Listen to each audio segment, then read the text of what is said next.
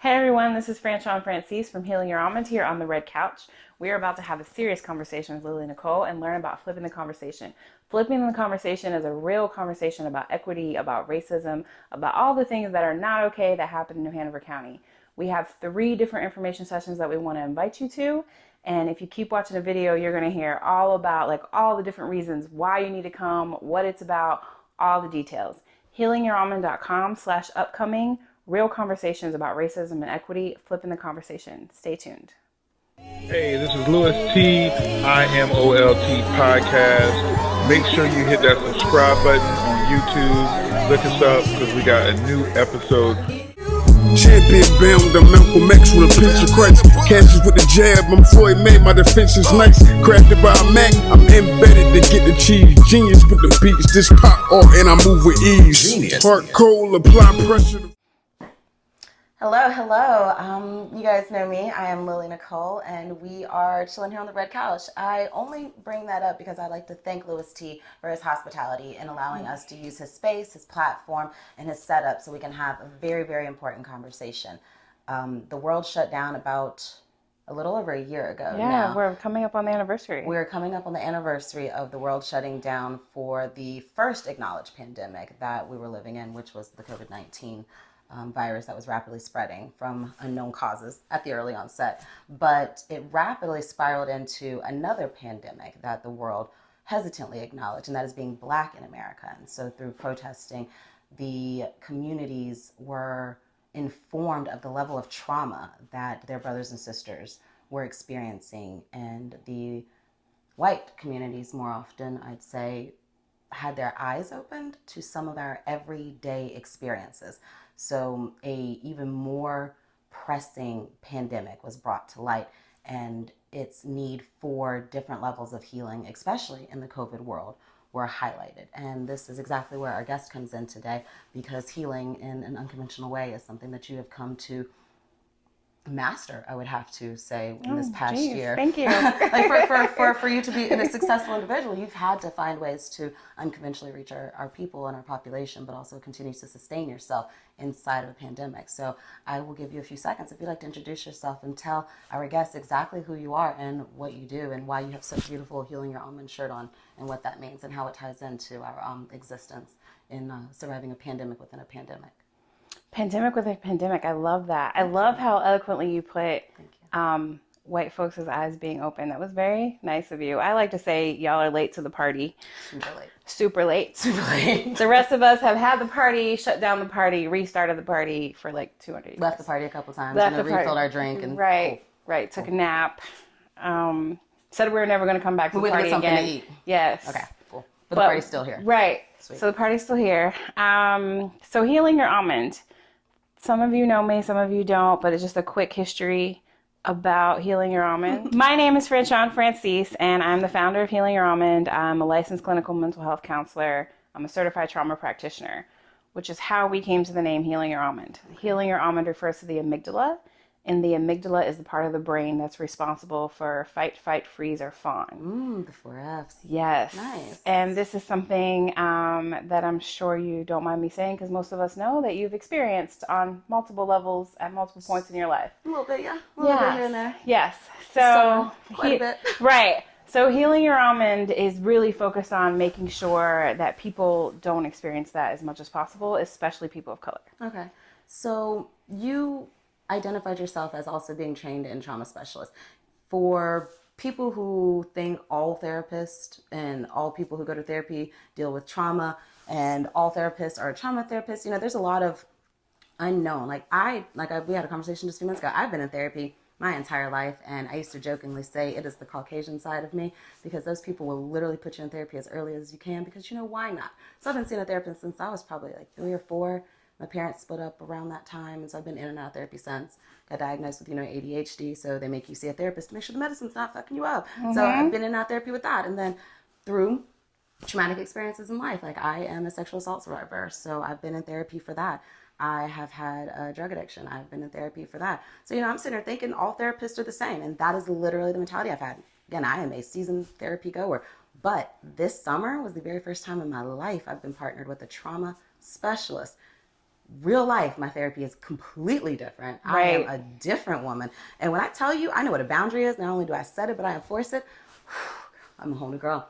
Whole new girl. Like, I will say I'm a girl because I am growing again. Like, real life, I am a whole new girl. So can you explain to people, the importance of you being a therapist, for starters, especially a therapist for like minorities, because representation matters, but also like why it's important that you're a trauma therapist? Oh, well, there's two things. I think the melanated factor is really important, so we'll do that second. I will lead with kind of where trauma lives. Yes. So trauma lives in the body. It lives in the amygdala, which is a specific part of the brain that controls the body from head to toe. A traditional therapist would look at, like, for example, you, and say, okay, she has ADHD, she has anxiety issues, and can kind of just leave it at that. I was also diagnosed with depression, like pre-summer. Someone said I was depressed. So, and talk to you in a very cognitive way. Like, talk to you about affirmations and restructuring your thought process and thinking positive. Got a lot of that. The thinking positive thing makes me want to throw something across the room. The reason why is because that doesn't work with trauma. No. When it comes to trauma on a physical level, you do not feel safe. You have an alarm going off in your head that's telling you that you're not safe and you're not okay. Okay. And as a result of that, anyone who has that experience, the cognitive reframing that people try to utilize does not work. So what ends up happening is people spend years, you're not the only one, unfortunately your story is very common. People spend years in therapy and feeling like it doesn't help and they never make progress, even if they'll stick it out through that. And a lot of it is because the therapist is not trauma informed, is trying to talk to you on a cognitive level instead of giving you the tools that you need to establish some physical safety. Where that comes in with melanated people is most of us have had the experience of feeling physically or emotionally unsafe. I mean, all of us have. Yeah. If you've grown up in the United States of America, 0 to 25, you can guarantee on a physical or emotional level you have felt unsafe, which means your alarm has started going off. Okay. Now, if you have privilege, if you have coping skills, if you have a way to work through that, through art or through sports or through music or through something, then you can calm that alarm down and you can kind of return to some sort of normal level of functioning. Okay. If you don't have any of those coping skills, if you don't have any interventions, if you don't have anyone that kind of looks like you to help guide you through that and educate you about what's happening, you continue to stay in that alarmed state. Okay. So you're walking around not really able to function to your highest capabilities and typically always thinking that somebody is out to get you, that something is going to happen to you. And the problem is, if you are a person of color in the United States of America, there's a possibility that you are right. It's partially not true. Right. It's not all in your head. Right. It's not all in your head. Okay. So the problem is when we have people of color going to white therapists who are not culturally competent, because there are some white therapists who are wonderful and very culturally competent, but the majority of them are not. Okay. So what happens is they don't understand how to validate that and how to help you see that. But most importantly, how to validate it. Because if you are able to find the words to verbalize that to your therapist, but he or she is not able to understand it and validate it for you, then you continue to think there's something wrong with you. Without a doubt. I could see that. Right. And that's what typically happens with people of color across the globe. But specifically, let's just talk about the United States for right now. Okay. Like, that's typically what happens is we're made to believe there's something wrong with us. Okay. We're made to believe that we just don't know how to act. We just don't know how to be. There's some issue that somehow is on us. Okay. Something that we have to solve. We have to fix ourselves. Right. Okay. And really, society created it that way because inherently we are unsafe. That's a problem. We've been unsafe for generations. So that's really why it's so important to kind of where I live at the intersection of mental health, being melanated, and being a trauma specialist. All of those three things is what makes me effective to have difficult conversations. Okay. A lot of that, like, really, really rang home and made kind of like, reflecting back, like I said, even just upon my life, it makes a lot of sense. Like in school, when I was in sports and every after school activity and club, and it sounded like I was good and I was focused and everything was okay. Since I graduated college and I just didn't have anything happening and no horizons, I don't know. I could definitely trace it back to like, that's when you start feeling like out of your element or lost and something. And again, just stepping. I could see that makes a lot more sense with it being explained that way. Okay. So one of my other questions is, now that we know the difference between a trauma-informed specialist and then an actual just, oh, I'm going to come sit and talk to you, regardless of your color or your background. Why is it important to talk to somebody, for starters? Why do people in general need to seek any type of therapy, or I'd say supportive conversation? Because not everyone's going to go to therapy. You might, do mediation. You might even do counseling at the level, which is like a step down from, like straight on therapy where you have a session, you have like, your packet booked out. Why is it important for especially people of color to seek conversations with someone who is licensed, especially that can guide and help them? Oh, so... Because a lot of people, my stepfather's family, you don't talk about things, you don't talk about problems. I am probably the queen of compartmentalization because I grew up hearing, laugh now, cry later. And that was literally a mentality that my stepfather used to throw around the house. And I love him, 6'6", black man, dreads, absolutely terrifying. But I love that man. But looking back, some of the coping mechanisms or things that were, instilled probably aren't the healthiest. You don't tell children to compartmentalize their, feelings and deal with it later, because later never came. And that's how it became for my life. And not that it never came, like my parents didn't come and talk, because my mother and my stepfather always did come and check, and they followed back up. But it got to the point that I literally am the queen of compartmentalization. I will look at something, think about it, not even feel it, emotion it, just pack it away and move on. And unfortunately, as we all know, that thing will blow up and boil out. And at some point in time, it's going to show its ugly face. It's not gone. It's just out of sight, out of mind, so to speak. So can you explain to especially our mixed generations, we'll say that, because hopefully everyone's going to get a chance to hear this. But can you explain why it's important to talk about things? Why it's important to give trauma its due attention? And, why do we need to have these conversations, and why do you need to go outside of your initial kinfolk sometimes to get this help?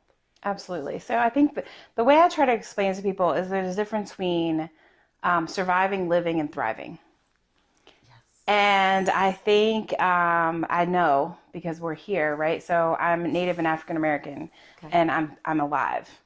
By that just astonishing fact proves that people of color know how to survive. We know how to do that. We know how to make sure we find food. We know how to make sure that we continue to raise children. We know how to figure it out. When nobody else in this country can figure it out, Natives and Black folks can figure it out. Make it happen. Right. We're going to make it work. And that includes the Latin community. Like all melanated people, like we're like, you know what? We got this. We're going to figure it out. So we know how to survive. Okay. Some of us have gotten to a place where we know how to live. Meaning we have a little bit of stability. Okay. We have maybe... Do you mean like financial stability, emotional stability? Both. Like what kind of stability? Both. Like we can kind of operate in society without too many problems. So you're not putting on 7 faces a week when you're going to work. You maybe have like 2 or 3. Right. Okay. Like you can just you can operate. Okay. Most of us, I would say, generally speaking, are in one of those 2 categories. Okay. Some of us get to this place of thriving. And what makes the difference between living and thriving is taking into your own hands your healing. Your example is perfect. I have similar examples of recovering from our history, recovering from the things that have happened to us in our own generation and to the generations before us, and actually stopping and taking the time to face those things. Okay. And I love social media. I love Instagram. I love Facebook. I love all of those things. I love TikTok. However, that's not healing. That's a message. That's a couple seconds of watching a video. This is a couple minutes of watching a video, which is amazing. It's a great start. It's a conversation starter. Right. Absolutely. So there's a place for it and it's valuable. But when you say things like going outside of your family, the important thing is you need to go to a professional and have these conversations with a professional to give you the opportunity to heal from whatever it is that you have going on. Because otherwise people are just kind of guiding you based on what they know. And unfortunately, most of us are coming from a very unhealed, unhealthy place. And that's a human thing. That's not necessarily a people of color thing. No. We're all coming from some unhealthy places because we all, if you're living life, if you're paying attention, it's tragic and it's hurtful. There's a lot of pain going on in the world right now. Like across the world. Like we're grieving. Right. Okay. So now that we've identified what trauma is and the need to go and get any type of help, especially, conversation. I'm a huge person of conversations. I don't think Big Pharma should be brought in, especially for minority populations. Too often the medical system has failed us in that avenue. Right, absolutely. So I personally will not push that. I'm all about hands-on healing. I'm about finding a different way. So bringing our focus in the conversation specifically here to Wilmington, just like the rest of the nation in the echo of the George Floyd murder on live TV, we mourned and we gathered and we protested, and a lot of trauma was highlighted during that. And I'll say community trauma, because at some point in time during all of the fuss, the city council and the commissioners came together and said that racism is a public health crisis and that we need to prioritize and we need to find out, we need to see what's going on. But not only that, but they acknowledged and highlighted our wonderful, wonderful overlooked history, starting from the 1898 massacre all the way up to like the Wilmington 10. And their words said that there has been racial discrepancies supported in a lot of the policies and procedures that exist here in Wilmington. They had a bunch of nice, wonderful key phrases, but ultimately structural violence has been in place here in our community, and it's been supported by the individuals who have been elected year after year after year. There has been policies passed where money was rerouted from minority communities, and there is documents proving that. There has been policies passed to change up and make the public transportation not so public and harder for people to get to and access, and shorter hours, not so reliable. There have been policies and laws put into place that affect our ability to get adequate health care in a timely manner or even have access to things. And then of course, just the lack of healthy food options, we'll just say, in a predominantly minority side of town. So there's several things that the city and the county said that they acknowledge has happened because of our past, and leading up to it, they say that we need to address things. One of those, bubble events that happened over the summer was also our hospital got repurchased, bought, sold. There's like a whole flim flam. Novant came in and in place. There's been words saying that clinics are going to open. There's a lot of promise that money is going to go into the community.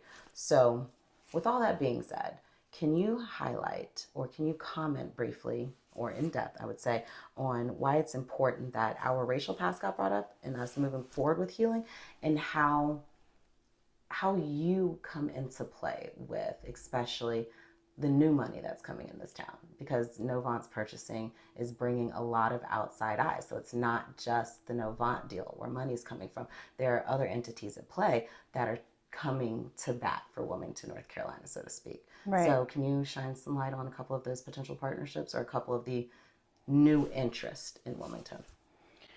Well, I think the first thing is that when you have outsiders, quote unquote, no matter how they come, it helps put pressure on people that have been doing things for a long time that are not okay. Okay. I think the things like the protests downtown and George Floyd and different things like that kind of forced people to have conversations they didn't want to have. And while I'm not excited about the forced and what had to happen to make those forced things happen, we can't start healing until we acknowledge. And I think we're finally at a place where there are a lot of organizations and a lot of individuals and groups acknowledging that, okay, this is not okay. Like you said earlier, local people, we've known that. Like we already knew that. But now there's a state presence, there's a national presence. Like we've made CNN News more than once in the past 2 years. So that gives us an opportunity to kind of be held accountable to the words that we're saying. I like accountable. It's a good word. It's not the first time that there's been some promises. There's not the first time that there's been some acknowledgement of Wilmington's history. I think what's different this time is Wilmington's not going to stop growing. No. It's not going to happen. Whether we wanted to or not is really irrelevant because it's happening regardless. The Novant deal went through. It's what's done is done. So now there's opportunity to have healthy conversations. Now there's opportunity to truly deal with things. Where I come into it, and I'm just going to be honest, I don't check boxes. I don't come in to have superficial fake conversations. Anybody in this town knows if you call me to a table, expect me to tell you how I really feel about it. If you're not ready to do that, don't call me. And a lot of people choose not to call me, and that's okay. But some people choose to call me. And they're like, all right, Franchon, we really need to have a real conversation about trauma. We really need to talk about these things. What can you do? What can you provide for us? Which is how we kind of got here. Yeah. Is Healing Your Almond got a grant from the Hanover County Resiliency Task Force that said, hey, we want to really address equity. One question before we Yes. go too deep into that. Yeah. Can you identify what New Hanover County Resiliency Task Force is? Like, for starters, before you, a lot of people don't know who it is, what it is, where they come from, where did they spurn from, how long have they been around, like, what are they doing? They may have never even heard of these people. So New Hanover County Resiliency Task Force started after Florence. Originally was a grant-funded position, and grants usually have a grant cycle of anywhere from a couple months to maybe a year. Yeah. They usually don't go much longer than that. So it's kind of difficult to plan. It's under the umbrella of communities and schools. Okay. So under the umbrella of that, Wilmington was granted to have New Hanover County Resiliency Task Force. Okay. Their charge, their responsibility is to make all of New Hanover County trauma informed. Oh. Not just schools, not just professionals, like literally all of New Hanover County, which is a huge undertaking. It is. Kind of vague also, which is good and bad, but that's a lot to put on one organization. Right. So what they did is they started by asking questions. They started by doing research. They started by partnering with big healthcare agencies. And what they learned pretty quickly is that you can't really address trauma in New Hanover County without addressing historical racism. Who are they asking the questions of?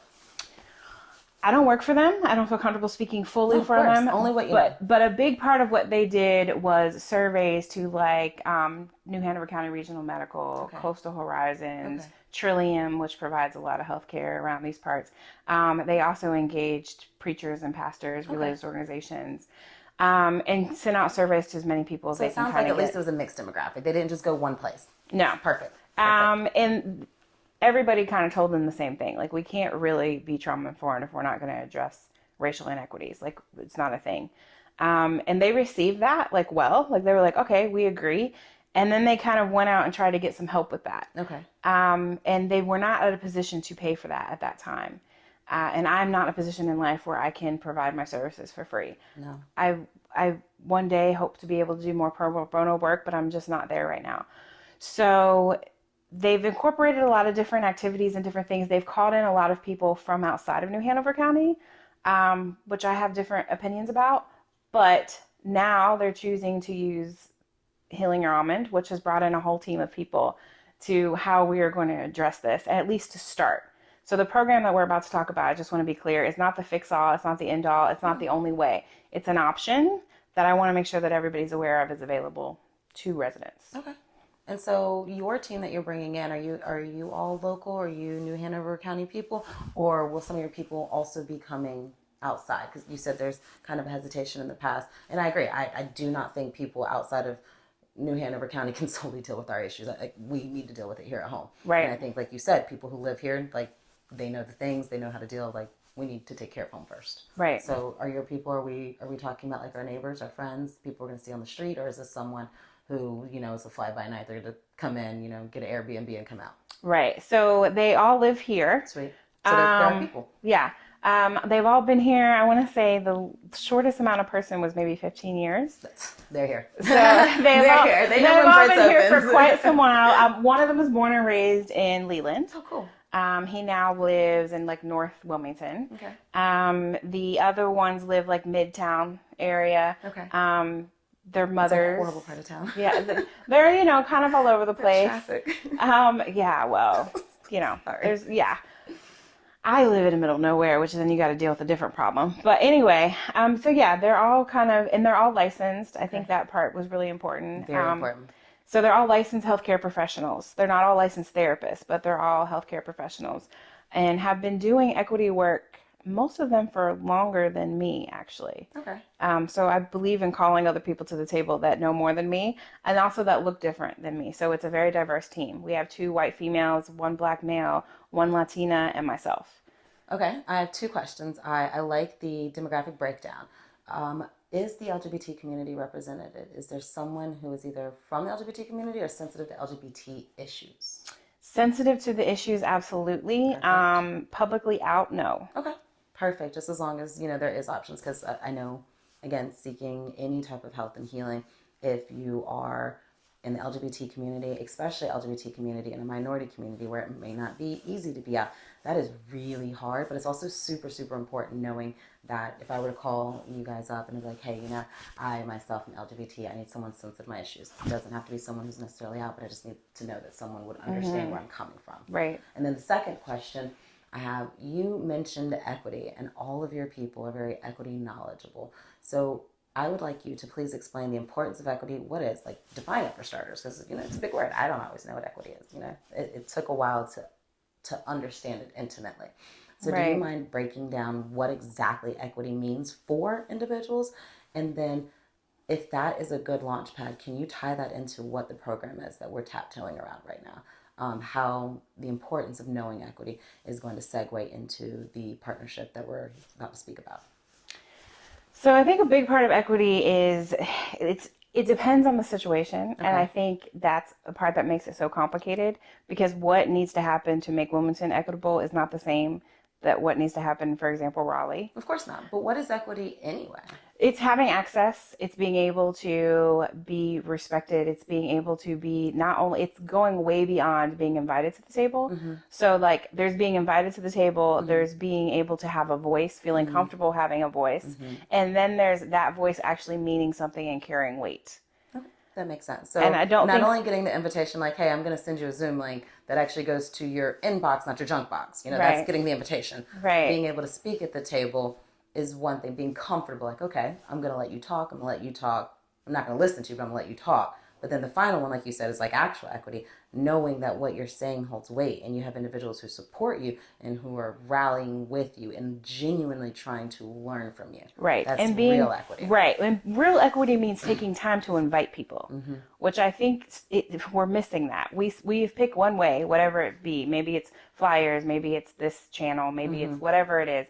And we do it in one language and mm-hmm. in one color, and we're done. Mm-hmm. And we're like, what? We invited people. What do you mean? We sent an email. And I'm like, no. Not everyone has the internet. Right. Not everybody has the internet. Not everybody speaks that language. Like, what do you mean you invited people? You put flyers out. Some people are literally at home and COVID scared. They're not seeing that flyer on the grocery store. Yes, they do go to church normally. But guess what, honey? They're Zooming right now. Right. Okay. So it's a matter of being intentional about making sure that everybody's included and has the invitation, and not assuming. And it takes some extra time. It doesn't really take that much money. No. It takes some extra time. And so that's where we start. And maybe then, a little unconventional from what you're used to. Like, it may involve knocking on a door or going to, a daycare. Barbershop. My favorite thing to do is go to barbershops. I love it, especially when old men like Mr. Jenkins, bless him. I give him cookies every holiday, but he will open the door and invite me in, and I will be able to talk to those gentlemen. Like you said, just go and talk to the people. Yes. Okay. Let them know. Okay. And then when we talk about comfortableness, mm-hmm. we need to make sure that there's a lot of times people will invite me and some of my coworkers to things, and it's like there's one person of color at the table. That token. Yeah. And I'm mm-hmm. like, okay, I represent Franchon and Healing Your Almond at best.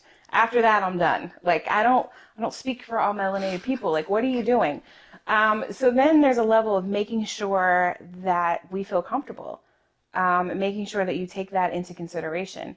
And then when we say something, is that executed, or is it just placated and we move on and go back to white centering? Like barely entertained. Right. Like give you that nod. It's like, aw, thank you. But no. So equity is when you're invited, you have a voice, and your voice has power. It doesn't mean you're the end all be all, but your voice does have power, and you are given space in consideration for what it is, whatever it is that we're addressing. Equity is insanely important, and breaking it down like that, equity is going to be different. Even here in New Hanover County, it's going to be different depending on how you're pairing it.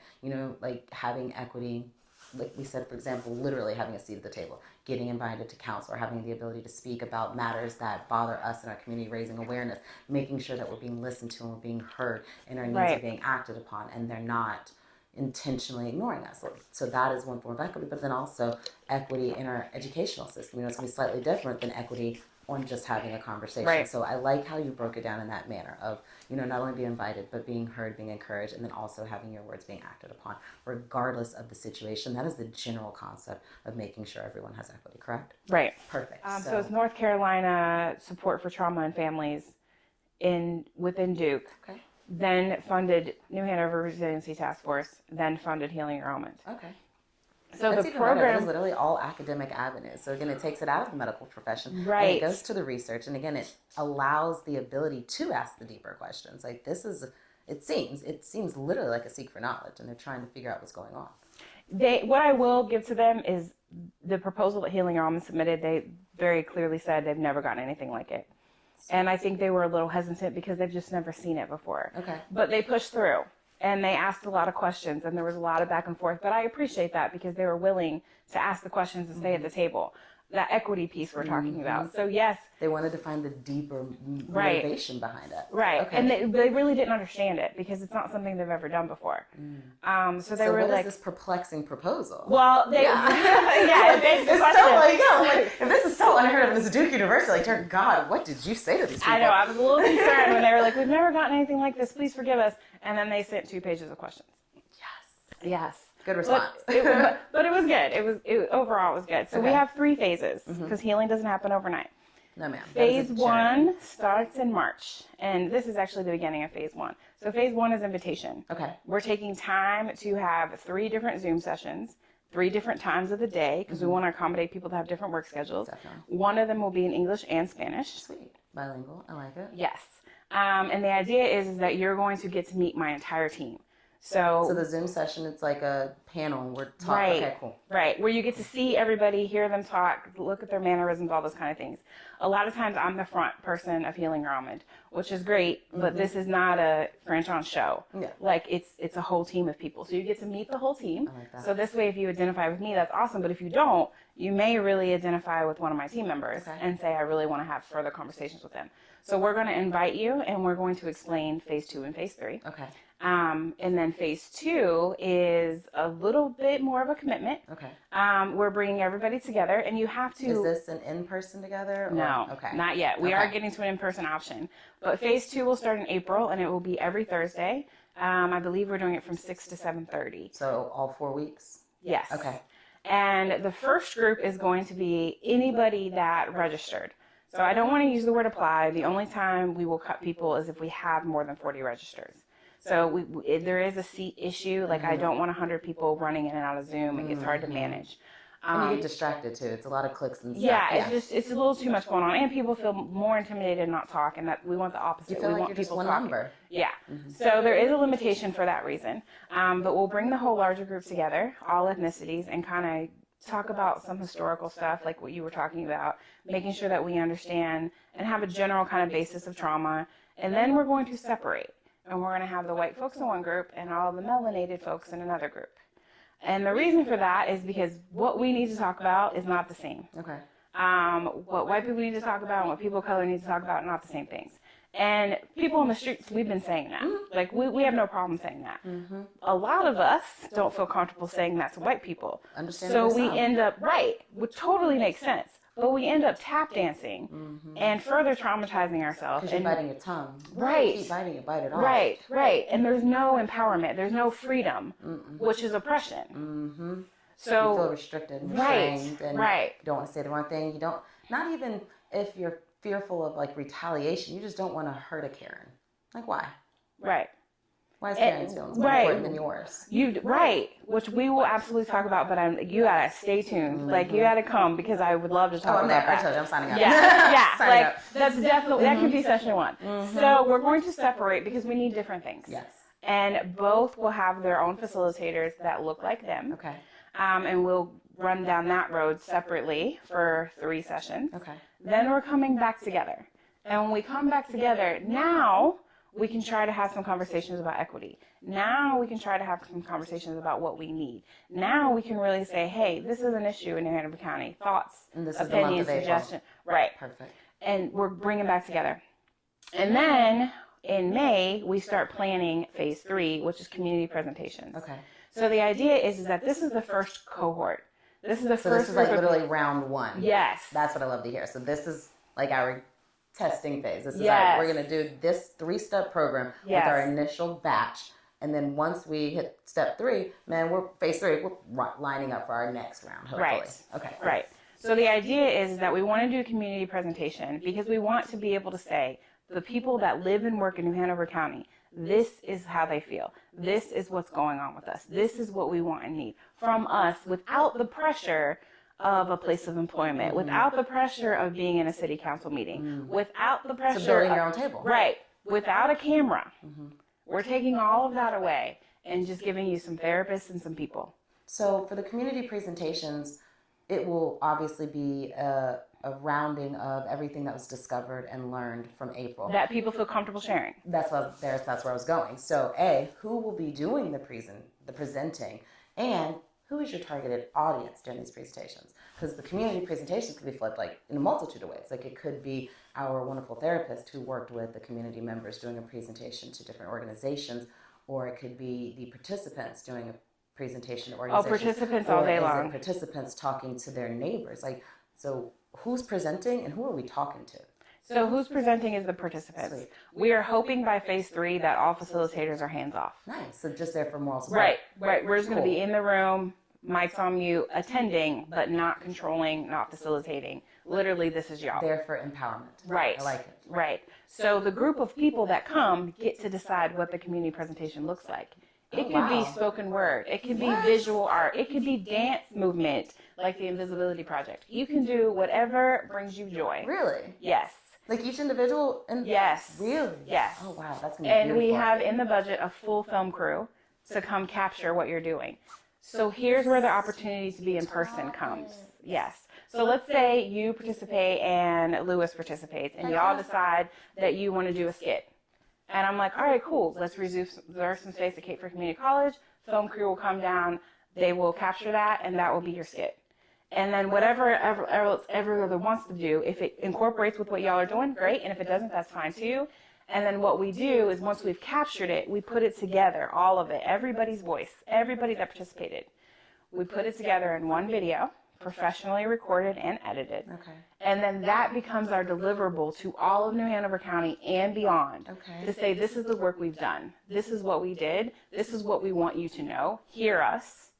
And also, please fund us so we can do it again. Because we want to keep doing it until New Hanover County has tangible, real results without the pressure of all of the other organizations. Wow. That's our goal.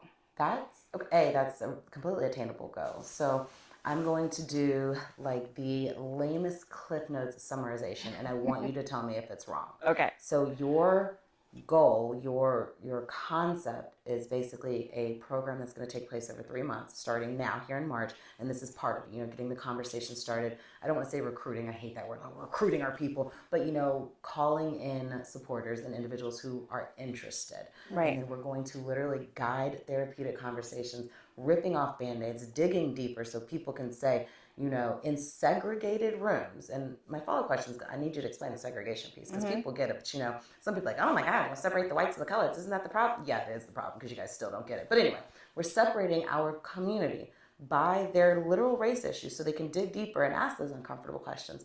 And through that, we're going to come up with, like you said, a deliverable. And because social media and technology is what it is, but also because it's so easy to archive and have it be used on multiple platforms in any way, you can translate it immediately and have it sent to whomever you need.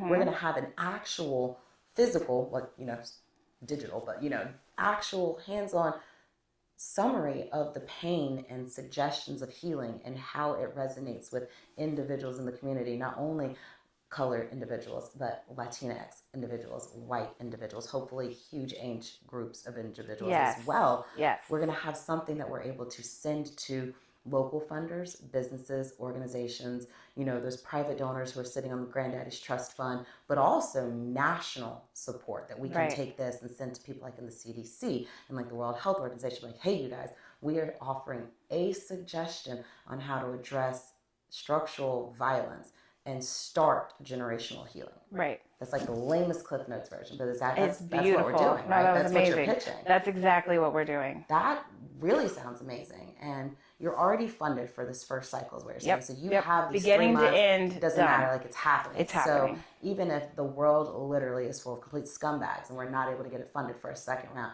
without a shadow of a doubt, we know that this is going to happen and people's stories will be captured, supported, and heard. Absolutely. That sounds absolutely emotional, painful, but also beautiful. 2 questions. Like I said, Yes. I want you to dive into the reason why we're segregating, because it goes into my question, like a lot of the pain. But will there be sustained support options for individuals who participate? Good, both great questions. Okay, so the segregation thing. We need spaces to say different things. I think that, in my opinion, and not everybody's going to agree with this, but in my opinion, people of color have re-traumatized themselves by dancing around white people. Can you explain that? Because some people may not get it, and there will be joking references in the back of someone's head about someone literally tap dancing. And, you know, we've all seen those like racist cartoons. So we know where it's going. So can you, again, articulate how, you know, people of color may be traumatized? Because someone's going to wipe it off. No, they're not. There's nothing wrong. No one dances around. I'll just give a personal example because I don't know any other way to do it. Just happened to me the other day. I was having lunch with a white coworker who potentially could be a client of mine. She makes significantly more money than I do, I'm assuming, but I think that I'm correct based on... In fact, she's white. Well, that and a bunch of other stuff. She's a business owner. She has a very successful business, circles that I've hung out with her in. And I'm explaining to her this very thing, this very program, and she's coming, and I'm very excited about it. And she says, so it's upsetting for you because you can't separate? And I was like, and what she meant was, is what I said was, is I can do, she was like, you should do equity, diversity, and inclusion work all the time. You're really good at it, you know, blah, blah, blah, blah, blah. All these things about why I should be in this work all the time. And I immediately was like, I have no mental capacity for that. There's no way I could, like this program, I'm really excited about it, and I hope that we're able to do it again. But I can't do this. I cannot do this all the time. It's just, that's not real life for me. And then she said, oh, it's because you can't separate. Like you can't, and I'm like, and I let it go. I don't even know what I said in the moment. I felt myself getting upset. I felt myself getting hot. I felt myself getting angry. Because what you're saying is I can't separate who I am. Being a person of color is not some sort of like, I got up and put the shirt on today. Like, it's not that. It is the fact that there's less than 2% of Native Americans in the world. It's the fact that I am more likely to be raped and murdered than to have a master's degree or even have a higher education. It's the fact that my brothers are hunted down and killed and then told it's okay. Like, it's the fact that women are objectified and sexualized, and I get that white women are too, but black women are not protected. There's a difference. Higher rate. Right. So you want me to somehow make that not emotional? That is, the pain that causes me is indescribable. Yeah. And it's not okay that the expectation is that I remain calm and professional and articulate and all these expectations that white people put on me in order to be respected in these spaces. That's not okay. So we're providing a space where you don't have to do any of that because the head therapist in that room is me. And I'm telling you, say whatever you got to say. It's not leaving this room. There is no recording. There is no consequences. Your employer is not here. We're not doing all that. Say what you have to say. Feel how you have to feel. And I'm going to have your back. And so is my team. So on the flip side, you know, devil's advocate, in the white room, it's going to be led by white therapists, I'm assuming. Are they going to ask those questions? Because I'm not going to say white people don't have things that they need to heal from. I am a firm believer that there's a lot of things wrong with them, and it's not our job to heal them. They need to fix their self. But right. Are they going to ask those questions? Are they going to, I don't know, like, I don't even know how to phrase it. Is it going to be as traumatic as like we expect it to be for ourselves? Like I'm mentally already hyping myself up and preparing myself for like a very tumultuous April, and I'm excited and terrified and eager, but that's because I know and I understand the importance of healing, and I know healing is painful. But is it going to be uncomfortable for them? Is someone going to ask those hard questions? Like, is their foot going to be held to the fire too? Are they going to have to dig deeper than their comfort zone? Yes. Okay. And the reason I know that is because of the facilitators. No, I trust you know, which is why I'm asking, because they don't know and I don't know. Right. So, like, I trust that you know. I just want to make sure that, yeah, like, you know, the Karen's going to be uncomfortable too. Yeah, the facilitators are no joke. One of my facilitators, one of her favorite stories is how she was trained to be afraid of black men. And she will tell that story, and she will explain to you how her parents taught her, never by using the words, but all of the microaggressions and all of the suggestions and all of these things that happen. And she calls it dinner table propaganda. I like it. So just literally like you live what you learn. And subconsciously. But she owns it. I love it. And she talks about her visceral response that she has to black men. And then she talks about how it makes absolutely no logical sense because a black man has never hurt her in her life. And how it just doesn't there's no reason why. And that's because of racism. That's because of oppression. That's because of systemic. That's the plan, right? The media is created to villainize us, criminalize us. Like she shares that. Okay. And then she says to white people, as a white woman, don't tell me you didn't have the same thing because I know you did. It's like I've walked in your shoes. I know what you're doing, so I'm calling you out on it. Right. Okay. And white people can call white people out. Right. So when she calls them out, okay. First of all, I know that it hurts her because I love her and it hurts her heart and I know her well. But the level at which it hurts her and the level at which it hurts me is different. Totally different. And you can dismiss me because you can say, well, Franchon's the angry black therapist. Franchon's the angry black woman. You're going to be the angry black person if you were to counter it. Right. You can't dismiss her. Because she looks like you. Right. So they need different things. And they also need they need their hand held so they can have some emotion. And it's not fair to me no matter how much we're getting Don't ask paid. me to hold your hand. Right. That's not my place. I am not here to make you feel better. Right. I like that. So, but they deserve that. They need that. I'm not providing it. And as a person of color, you shouldn't have to. Right. But I'm making sure that it's available. I'm making sure that they have that. It's just not coming from me. But that's perfect. You're admitting your limitations, but you're also acknowledging that they need healing, and above all, they need healing in a capacity that they can handle it. Right. Because like we were talking earlier, and it's been bouncing around in my head for months actually. Resiliency. Someone on Facebook actually posted, "What did 2020 teach you?"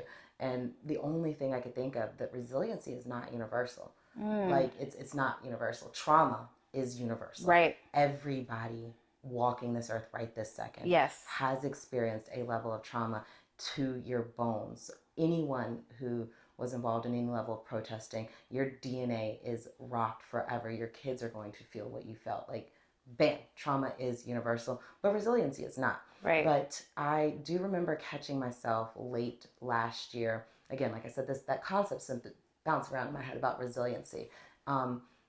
Resiliency isn't universal, but it does come with melanation. Oh, wow.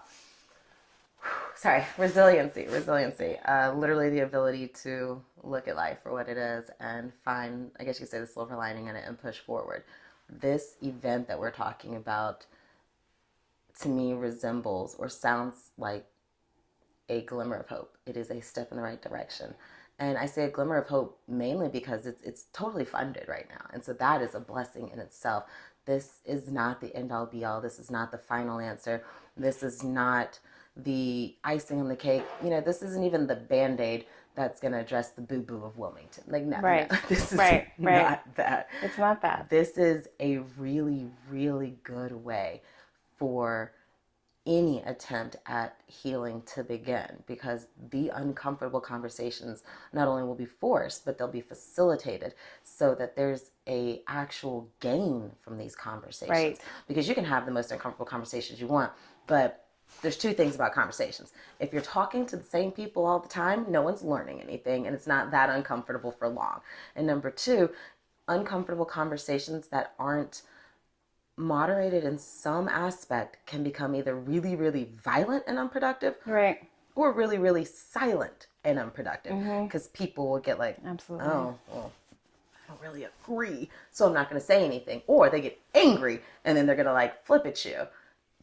So this event is flipping the conversation. So that is literally the premise of it. We are forcing and flipping the narrative. We're controlling the narrative, but addressing healing. Right. So can you do one last call out?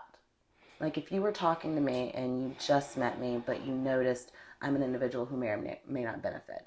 Tell me why I, as a minority woman, need to come and not only participate, but hopefully bring my friends to participate, bring my family members, bring my boyfriends, or, my cousins, my nephews, Can you talk to me as a woman to woman, as a woman in Wilmington, North Carolina? Why is it important for us to participate? Why does this event need the interest and the registration, the involvement?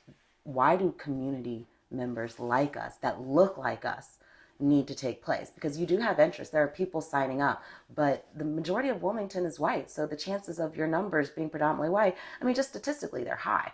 So why do we need to come out of our houses in the middle of COVID? I mean, not physically out of our houses, but, out of our hiding. Why do we need to be there? We need to take responsibility for our own healing. We deserve opportunities to heal. And this is one of those, right? You so eloquently put, this is just a path. This is just an option. But you as a woman of color deserve safety. You deserve validation. You deserve to have other people to validate you and to say, oh, I totally get that, Lily Nicole. I thought the same things. Bet. Thank you. And it would be really helpful. Some of those people were also therapists because it tends to hand a little bit more weight. And if those therapists kind of look like you. Yeah. I mean, that helps to create that space. Also, when you walk around Wilmington, if you pay any attention, you can feel that something's just not right here. Yeah. You can tell that there's a vibe, there's a something. A lot of people struggle to put their finger on it, but there's something that's just not okay here. And if we want that to change, we have to participate in the solving of the problem. So we have to be the start of the change. Right. The catalyst. Right. And that needs to provide some safe space to do that. Furthermore, if we don't have people come that look like us, then we have no say in the narrative. And the narrative continues to be, we don't care, we're not interested, we don't want help. Whatever it is, whatever decisions people make without us, we need to eliminate that by engaging in this opportunity.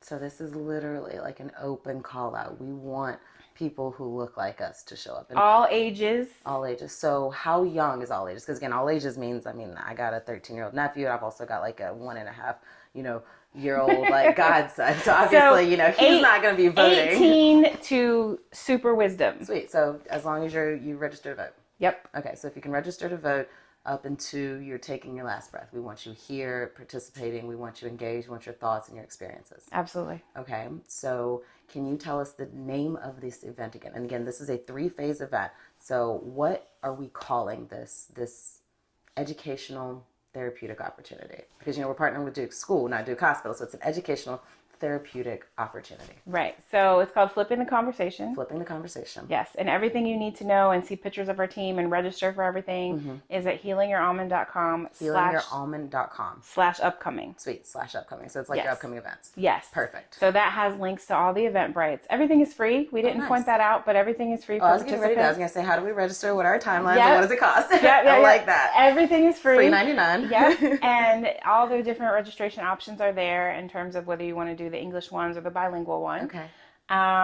And you'll get a link through Eventbrite, and I think that's pretty much it. The last thing is our dates. Yeah, the first one is March 9th. March 9th. Oh, that's next week. Yes. Okay, so the second when do one, we need to register? It starts at 12, so by 11:59. Oh, perfect. So we can do same day registration. Yes. Great, because that is a huge hiccup. People forget to do the thing beforehand, and then they feel like they miss everything. Yeah, no, we're not doing that. So it's March 9th, March 12th, and March 13th. Okay, March 9th, March 12th, and March 13th. Are Yes. they both at noon, or all three at 9? March 9th, we're testing our memory. March 9th is at 12, Okay. which has the most registrants right now. Oh, sweet. Yeah. Friday, March 12th is at 8 a.m. for those Ooh. people that want to catch it before they go to I work. like that. And then March 13th, which is on a Saturday, is at 12:30. Okay. And that's the bilingual one. How long do you think these will last? We're trying to respect everybody's time and stick to an hour. Oh, There will wonderful. be plenty of time for it. So our panel's going to discuss and introduce themselves. And then we're going to have opportunity for live Q&A. Oh, wonderful. So actual feedback engagement right then and there. Right. Good. So we really want people, because you'll have access to the whole team. So we really want people to kind of bring your questions. Like, what makes you qualified to do this? Why are you doing this? What if I do this? What That's if I the first do that? question. Like, how are you able to do this? Right. That's the So first question. all of these questions we want you to ask us. Okay. And we want you to have the opportunity to kind of meet us as in person as possible. Okay. So healingyourouralmond.com or /upcoming. Yep. Correct. And all of the events are free. Yes. There are 3 different days. Yep. One is going to be offered in bilingual capacity, and that is the Saturday event, which is absolutely beautiful because, again, just having the option of having a solely weekend event, people are still working, even in the light of COVID. Right. All of them are free, and we want anyone as long as you're old enough to vote. Old enough to vote and live in New Hanover County. Live in New Hanover County. Perfect. So have to be a physical resident in Hanover County. Yep. Old enough to vote. Free. 3 different events, and it's called Flipping the Conversation. Yes. And it's literally an opportunity at best to start the conversation of healing, to identify some unknown triggers and how important resiliency is, but how you can navigate here living in Wilmington, North Carolina. Absolutely. I like it. This is awesome. I truly hope to have more conversations. I'm definitely going to register myself, but I want to have more conversations like on any level, raising awareness of different events. I think getting into the community and empowering our community members is utmost the only way that we're going to be able to change. So this is, like you said, not the end all be all, but this is a vital suggestion, a vital option. And the only way things are going to work is if the community takes part in it. So again, a general call out, but also a real plea. Take yourself seriously. Take your healing seriously. And if you don't take that seriously, take your kids' healing, your nephews, your nieces, your grandkids. Care for someone, because it's hard. And I say this, I've said this before and people take it, funny. Like, if you don't care about yourself, care for someone else enough. Like, there's someone in this world that you love. And usually it is our offspring, our nieces and our nephews that you put on that plate so much higher than you. So care enough for them to start the healing. Right. Because your healing helps their healing. Exactly. So break those generational bonds. Yep. I love it. I hope to definitely have more of this. I want everyone to ask all the questions. I urge people to bring questions, do the research, but also just to follow up with it. And the last question, we touched base on it. Will there be options for sustained support post this? Like, will there be opportunities for individuals to follow up, whether it's with your team or maybe be partnered with people who are also doing work in the community, affordable agencies? Not everyone, again, can pay for a therapist or a counselor system or have those reoccurring appointments. Will you all be offering follow-ups, or will you be offering or highlighting different agencies and organizations who work here in the community, who also do the work you guys do? And I do specify that because we need trauma individuals and we need people who aren't all white to come and speak with us. So will that information also be available? We absolutely will. I'll just give you a warning. There is a huge shortage of providers of color in New Hanover County. Specifically providers of color that are trauma informed.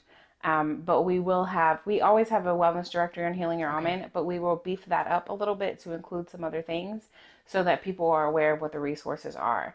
What we hope for is while you're participating, if you become aware of something, you talk to one of us in that private chat room and kind of say like, hey, I want to talk about XYZ. And then we can link you with someone specific. Because what I try not to do is just send people out to the directory. Occasionally I do that. But I generally try to ask, like, what specifically are you looking for? And then I go into, like, my Rolodex of providers and say, this is the place that makes the most sense specifically for you. Partner them directly. Right. I like that. Yeah. Again, therapy is not a one-size-fits-all. You can spend 12 years in therapy and not get any healing, and then 3 months with the right person, and you start feeling a click. So definitely be as specific as possible. Again, we're going to say it one more time for people who are following along. Conversation. Flipping the Conversation is the name of the event. It is a 3-part event. It's going to take place starting March 9th. That is the first event. And in March, there's 3 events happening. It's the same event, just offered at 3 different times. And that is the Zoom panel meet and greet conversation. That is where we, as the participants, are able to get to know you, ask the deeper questions, literally grill you. Like, why are you qualified to help me on this conversation, on this journey? And then in April, we'll be having a 4 event section. So they're Thursdays, correct? Yes. So each Thursday in April will be coming together separately. Whites will talk with the whites, and then the people of color will be able to get the healing and ask the hard questions with a guided therapist of color as well. Yes. And then in May, we all come back together and we have basically, like the sharing moment, show and tell. Like, I learned this and it was beneficial because, and I learned this and it was beneficial because, but not just that. We'll be able to literally display what we learned and experienced in whatever manner we want. In whatever manner we want. Spoken word, we can dance, we can paint, however we chose to start our healing. We'll be able to come together with a professional film crew to make sure it's not only documented but captured so that it can go beyond just Wilmington. Right. So we can sustain national type funding to make sure that Wilmington has a program to continue the conversation of healing on a structural but also on an intimate level. Right. Yeah? Yeah. Dude, I'm here for it. I can't wait. Like, real shit, like, I'm signing up. Yeah, no, absolutely. Register, apply, whatever you want to call it. I am signing up. As soon as, like, we cancel the camera, I'm going to go to the website. I would pull it out, but I'm trying to keep my phone off. But you sold me. Like, I'm here, and I will really talk to as many people about it. Please. would love to have you come over to Sakota House and talk to us about it on our platform, just because we have like a slightly different audience. But dear God, they need to hear this too. Absolutely. Like, I would absolutely love to connect. That this is along the lines of what needs to happen. Yes. I'm here Thank for you. it. You're welcome. Thank you for having us. Yes, Liz T. Thank you for loaning out your red couch Yes. to the inquisitive mind of Lily Nicole. You're gonna get a spin-off. But real talk, this is absolutely beautiful. Yeah. Thank you for, like I said, supporting the last minute notice and coming through. I really appreciate it. Thank you for understanding like our schedules are our schedules. Yeah, flexibility. Like people, not everybody can just work 9 to 5 and be good. Must be nice. I don't work 9 to 5. I don't No, remember the last time I worked. Be nice. I don't remember the last time I worked 9 to 5, but yeah. Ooh, I don't know if I could work a 9 to 5, man. I am such an artist. There's that. Yeah, I need to do my thing. Yeah. And this is part of my thing. So Louis T, always, I love you. Thank you. This conversation is the first of many. Our community is gonna get started on the right foot. Like 2021 is literally what we're here for. Yes. I'm coming for it. Totally here for it. Here for it. Like you said, we're saying what we want and we're taking it. Yeah. Systemic oppression, I'm coming for that. Oh, I'm here all day. All day. I ain't got nothing else to do.